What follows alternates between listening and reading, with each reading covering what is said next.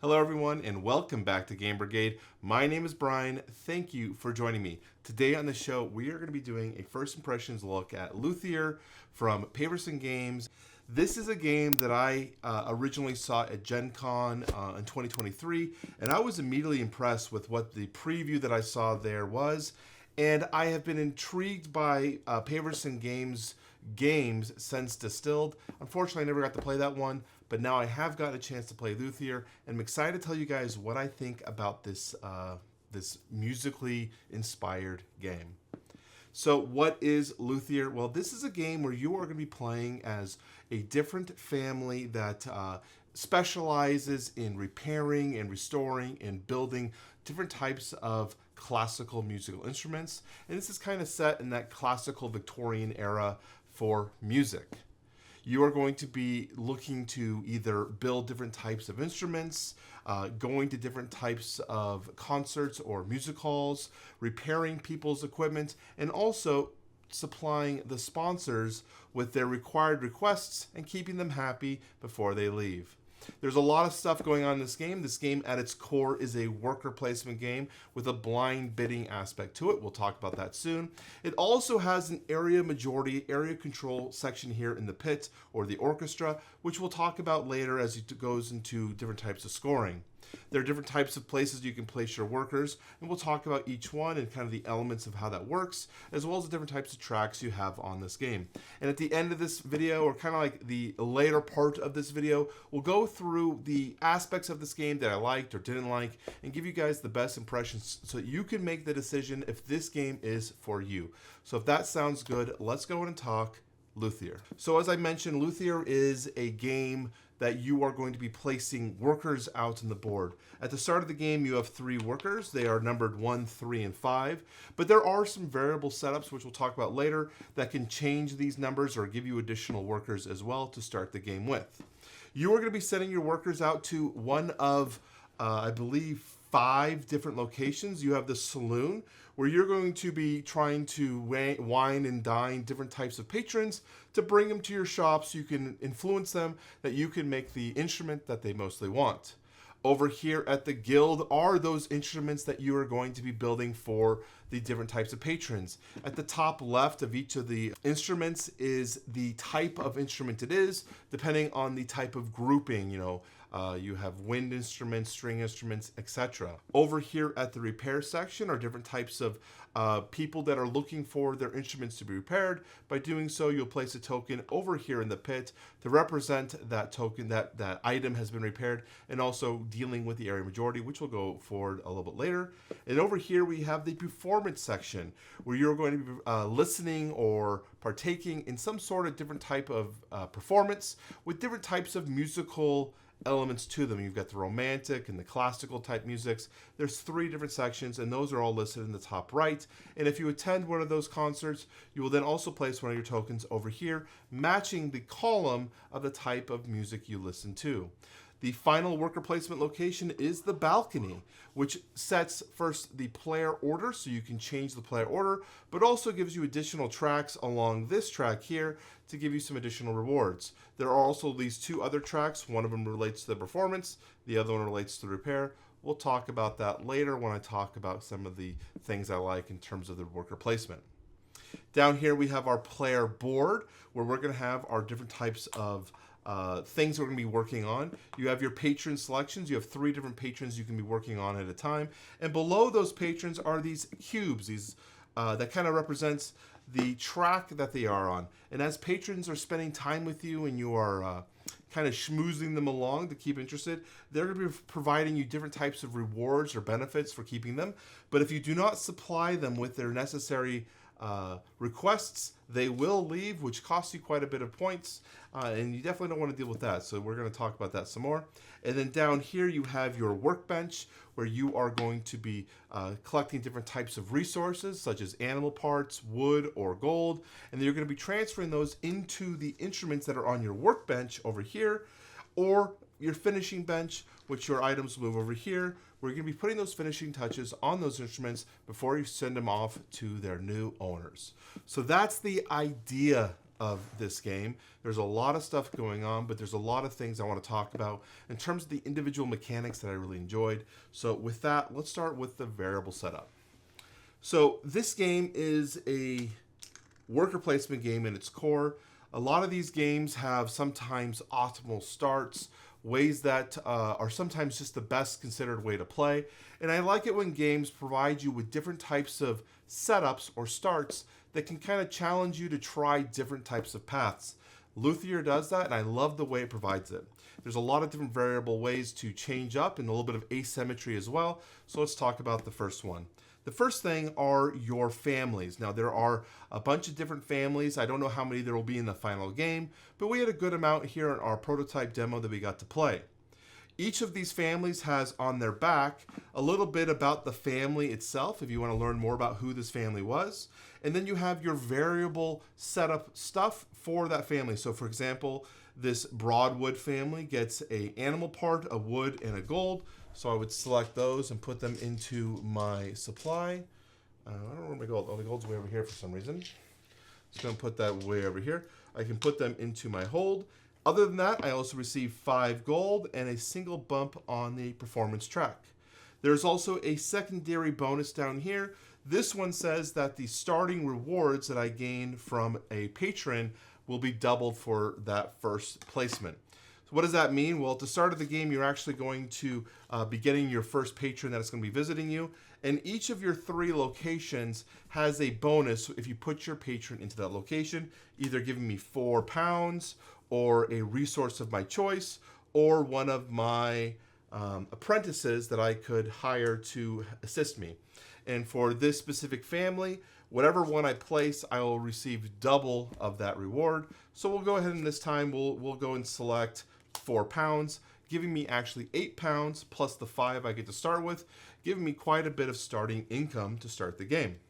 Now, from there, though, we also have some additional variable setups. I didn't mention, though, when you're getting your first patron, you actually get 2 patrons to start with. You also get 2 different starting instruments that start to play with. So you get to see what your families are. You get to see who you were dealt for your starting patrons, what you were dealt for your starting equipment, as well as what you were dealt for your starting secret objectives. These are the end game scoring points, kind of giving you a path forward.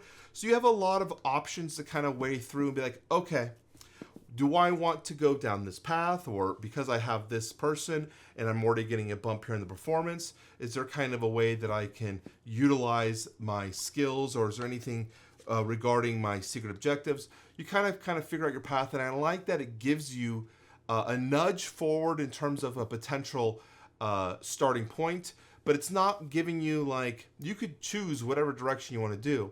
I just kind of like it gives you a little bit of a guiding path. And what I mentioned about the variable startup is because we have all these different changes, it gives you a very much different feel. That means each play, you're kind of giving kind of an inspiration to be like, you know what? I think for this game, I'm going to focus on performances. Or this game, I really want to make sure I'm getting a lot of built instruments because they're worth a lot of points. And I kind of have a setup for that to start the game off. I like that idea quite a bit. So diving more into I have this thing, by the way. They give you a baton, a conductor's baton. And I thought it was fine, but I was like, I got this thing. It's kind of a conductor's baton. I will use that. And they kind of want you to use these things as you're describing the game, which is kind of cute. So the other thing I want to talk about was you have all of these locations. There's a lot of choices that are going to be made by the players in this game that has a lot of cascading effects that can occur with it. I have represented here a 3-player game, and I have my other opponent chips here as well. And let's talk about what I mean by these kind of cascading effects. There's going to be points in this game where you have your instruments that are close to being built, but maybe you need some sort of resources to finish them off. You've got a patron that maybe needs a specific resource. There might be an item up here in the guild for an instrument that you might want to get that you could probably turn quickly and build it up. Oh, I forgot to mention, there are 2 other worker placement locations down here. You've got your working bench location and your finishing bench. I forgot to talk about that.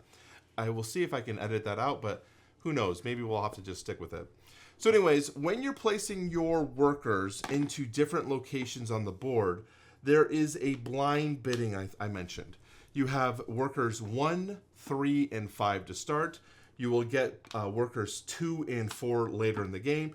And then there are additional specialty workers that you can get if you reach the third tier on any of these 3 tracks along the board, which allows you to then go into one of the corresponding decks and selecting a special ability, choosing one of your numbered tokens, so say for example 5, and then representing that with, this would be the bell, basically now saying that this worker is a 5 power, plus it has whatever ability I have down here. So there are some interesting abilities with that. So the blind bidding mechanic, how does that work? So when you send your workers out to different locations, so let's say for example we have the blue player, and the blue player is going to place a worker here, the green player places a worker here. I'm going to go ahead and place, where did my worker go that I want to use? Right here. I'm going to place a worker here because I want to perform. The blue player then is going to place a worker here. The green player is going to place here. I'm then going to also go to the repair section. Green player is going to go here. Blue player is going to go here. I'm going to finish up and go over here. And that's kind of an idea. Let's talk about how this works. So we have some placements. Based on the balcony turn order, the first player gets to choose one of the locations to reveal where they have presence. Alternatively, they can also use their turn to go to the market, which is represented by this carriage. And if they do, they move the carriage to the alternative side.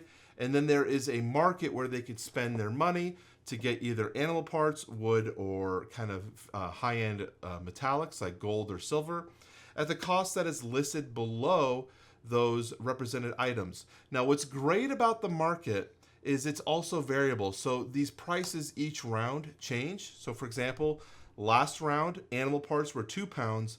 This turn, they are worth 3 pounds.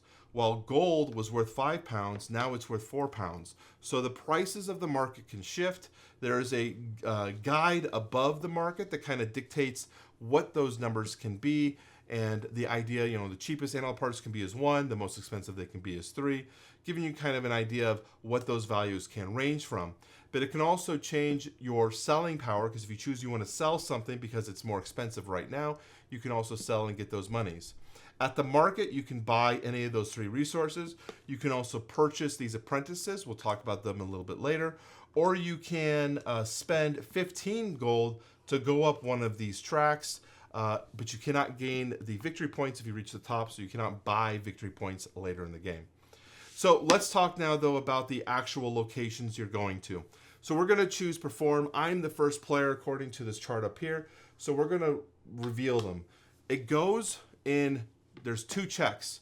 Who placed the highest number, as well as who placed there first. So the green player placed last, and they placed a 5.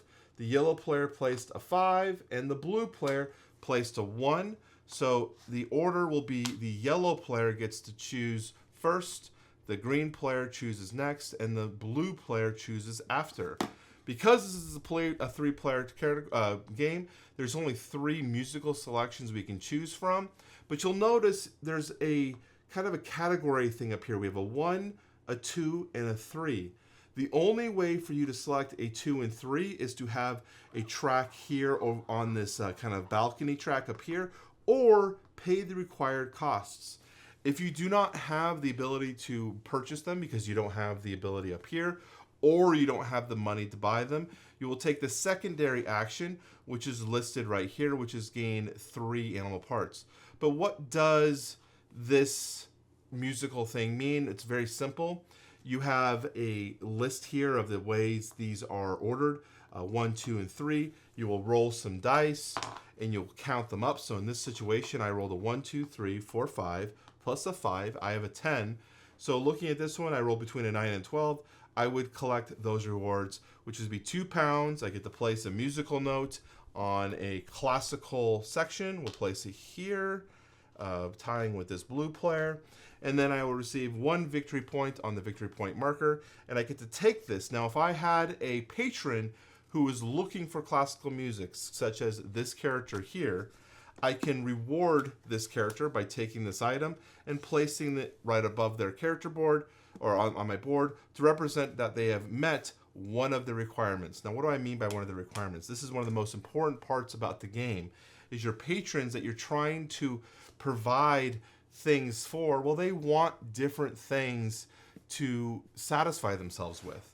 So each character has a level. So each patron, there's nobles all the way down to, I can't remember, they're like composers and whatnot. But there's different levels, and they have different varietal powers or abilities or things that they can provide. This character here only wants a single thing, and it's they want an item built that has a matching symbol. So for example, this drum here has a matching symbol. So if I complete this drum, I can assign it to this worker or to this patron, which will then complete our objective. I get the 4 victory points. I get to move up on the track here, and I flip her over and I tuck her underneath my player board, because now she has a continuing benefit for the rest of the game that I can take advantage of. There are other patrons who have a bit more stuff going on. This person also wants a similar instrument built, but they also want to see some repairs of some of their equipment or hear music. So that's kind of a confusing part. So that's why these are listed this way. Their primary goal is up here at the top. These are secondary objectives. They are need to be required to be completed, but you can either repair a symbol that matches this one. So you'd reference over here to the repair, finding symbol that matches, or completing a music, which is up here with a matching symbol. Once you complete all 3, again, you complete the rewards and you slide them up and put them up here. Now, later in the game, there's going to be even more powerful patrons provided. Right now, we have up to level 2 patrons, and there's also special patrons that you can get that are these blue borders. They're not more complex, but they do provide different types of rewards for completing them for those ongoing scores. So there's a lot of complexity going on here. There's a lot of decision making going on. So in this regard here, though, let's reverse, Brian. Let's keep on track with what you're explaining. We had the yellow player play to 5. The green and blue player, they cannot select these options. So they're either going to have to purchase them, or they're going to take the 3. So there's always a reward. Now there's a secondary bonus as well. All these locations, all 5 of these locations, actually the 7 locations down here as well. If you send a worker that meets a certain requirement, normally it's 4+. These ones have a little bit different ones down there. You get an additional bonus. So for this one, the yellow player would go up here, gaining the ability now to roll a black die instead of one of the white dice, which are a little bit more powerful, have a little bit more note power on them to give you additional points. The saloon has that as well. The guild has that as well. Repair. They all have some sort of benefit to allow you to either move up the tracks or get additional benefits or reduce the cost of completing some items. So I like that there's a lot of different things going on for your decision-making processes in this game. Now, we didn't talk much about the area control section here in the middle of the board, the pit, the orchestra, whatever you want to call it. There's somewhat of a miniature minor game going on here too that's cool. So first thing, there is a thing called the first chair reward. All of these items, if you are to place a token on it, because it either matches the type of instrument you built, or it matches the type of music you participated in, or it's an item from a type of instrument you repaired, you will place a token there. And when you do, you will collect the reward below those things, providing it's the first chair. But if you place it where someone else is, for example, the Obi here, I place it, I'm now the second chair, I will not collect this reward because the first person there is the first chair. If you are placing a similar token, so either the repair or the music one, they're similar tokens, you don't win the first chair. You're going to have to select one of these 2 options, either 2 pounds or 2 inspiration. I'm not sure if you can do 1 and 1. I don't think the rulebook says, but it says 2 or inspiration. Inspiration allows you to increase or decrease, or usually increase your resources, and whatnot. But let's say I then place another one here. I now do gain that first chair, and this time I will collect that bonus point. Now, why would you want to have that first chair? Well, there are sometimes rewards up here at the top. These are additional bonus rewards that you can purchase. For example, this one says if you're a chair and they're not the same. So you have to have one of each different one. If you have a chair in each of the 3 instrument types, you can get 6 bonus points. If you have 2, 2 bonus points. If you have only 1, no bonus points, but you allow yourself to open up a reward. Now, these rewards are interesting because you have 3 of them down here. I don't know where mine went. Here's an example, these guys here. If I want to complete one, let's say I do have a chair, I can select it up here, collect the reward. Now no one else can select that reward. And then it opens up my ability to get a bonus. Either being able to roll the purple die every time I roll performance, or I can open up the one to purchase one of these blue patrons, which is give me that bonus. Or I can put it down here. I can take the one from here, which gives me 3 additional resource capacity in my workbench, which only has a 9 capacity threshold. So I have to make sure I'm aware of that, because anything, some of these items or these instruments you're trying to build requires quite a bit of materials. So getting those 3 additional bonuses are great. Plus it has a continuing round of start bonus where you get an additional resource each turn. So these are the 3 that you can select. You can only select 3. And the way that you are able to select them is to coming to the balcony, where you can either select a reward, £6, or get 2 apprentices. Apprentices are a way to mitigate or change your people on the board. They're a one-time use, and then you have to get them again. But basically, if I were to place a disc onto the board, I will place an apprentice with it, and then whatever I flip over, the apprentice will +1 that reward or that bonus. So in this regard, it would be a 2 against a 5, doesn't do much. But if this had been a 1 and we both placed 1 there, technically I placed a 2, so I would be the victor there. There's a maximum of 3 apprentices you can get.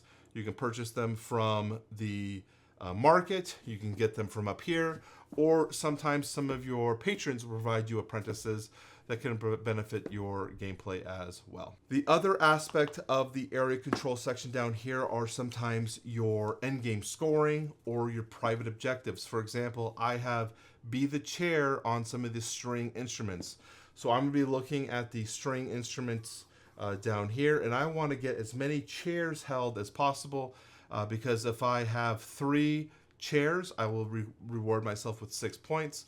So that's a bonus down there. And then at the end game scoring, based on the amount of chairs you hold, you can get up towards of 15 different victory points added on. So there's a lot of different prestigious points that you're going to be gaining from this area control section. That kind of is like a little mini game that you're playing as you're trying to complete the main objectives of the game. So the final thing I want to talk about, one of the coolest things was kind of mentioning here with the placements here, is the area control, or not the area control, the placements and the sequencing of these worker placement locations. There are times in the game where there is a certain sequence you're trying to complete, especially when you have all 5 of your workers and you're like, okay, I want to get this patron because she's easy to complete. There's also a instrument that matches her needs, which is great. I need to make sure I get to the market though, because I need to get to some resources to complete that. And then if I'm able to complete this song, I can reward, whatever. There's kind of these pathways. But because of the turn order and how people could potentially activate their workers in certain orders, you could get messed up, because you could be like, okay, for my first placement, I really need to make sure that I go here first.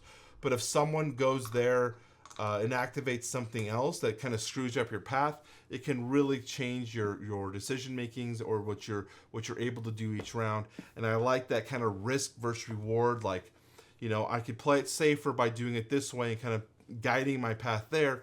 Or if it does play my way, I can really get a banger of return. And it is kind of fun trying to get those interesting moments happening. So that's kind of the rough, what's going on with this game. I can kind of give you guys here my impressions after playing this game. And I talked about this in my Discord with some of my friends in the channel, obviously community members. And I talked about the guys after we played this game. And my impression of Luthier is it might be the best game that I've played this year. I've really come to appreciate this game. I'm actually very sad because this prototype's going to have to move on to another creator after me, and so I'm not going to be able to get a chance to keep playing this after that, and I'm really kind of bummed because this game was really rewarding. I liked the way the different types of paths went. I enjoyed playing this at 3 players. I enjoyed playing this at 4 players. I didn't play it at 2-player or solo. What can you do? I usually have bigger groups that play with us. But I really, really felt that it was such a fun, rewarding experience, and I enjoyed the nature of it. It wasn't one that I originally, when I heard of the theme, it's like, that seems kind of weird, don't you think? Kind of like you're a musician, like you're a family building different types of instruments. But it's implemented so well, and I love it when a Euro game takes a theme and makes it work really, really well. We played this. We had classical music playing in the background for the studio. It was a lot of fun, and it gave us a really good sense of the experience and actually the historical elements as well. Learning about different types of these patrons who are based on real people, some of the families who are based on real families. I really enjoyed a lot of the aspects of the gameplay. It felt smooth. It felt easy to go. The iconography, while in the beginning of the game, there were some rough patches. Like the rules, there's a lot of stuff going on. The rule book was heavy. It's like 36, 37 pages of straight rules. It's not just, flipping through and easy pictures. It was, nope, we got to read and we got to make sure we're understanding every aspect of this game. It also wasn't a game that you can just start and play and hope that you're going to be able to learn as you go. Because the variable setup, you need to understand what all these things are and how important they are, because it's going to really dictate kind of your start of the game. So it was a game we had to make sure we knew exactly what we're doing from the get-go. It's a heavyish rule book. And I call this game a medium to medium heavy because once you start playing, it's not that complex, but there is a lot of stuff going on. You have to make sure you understand the iconography. So while I don't think it's a complex game in terms of a heavy Euro, it is leaning more. It's like probably a 3.5 in my opinion if you were using the Board Game Geek scale. I don't think it's incredibly heavy. It could be a 3 to 3.5. But it's definitely got a thick rule book with a lot of stuff going on. But yeah, I think this is probably one of my most exciting games that I've played so far in 2024. And I'm really excited to see kind of what the campaign looks like once this officially launches, and what this final product is going to look like. I know that they're doing a deluxeified version. I would love to see what that looks like and kind of some of the component differences between versus like a retail version. So yeah, that's Luthier, one of the games that I've been really jonesing to play. I tried to get more people to come over and play this before I had to ship this off. Unfortunately, family time in the summer is hard to get as many games in as I'd like. But yeah, I really, really enjoyed this one. I hope you guys enjoyed this this preview, first impression video. And let me know what you guys think in the comment section down below. Anyways, my name is Brian. Thank you guys for watching, and I will talk to you very soon.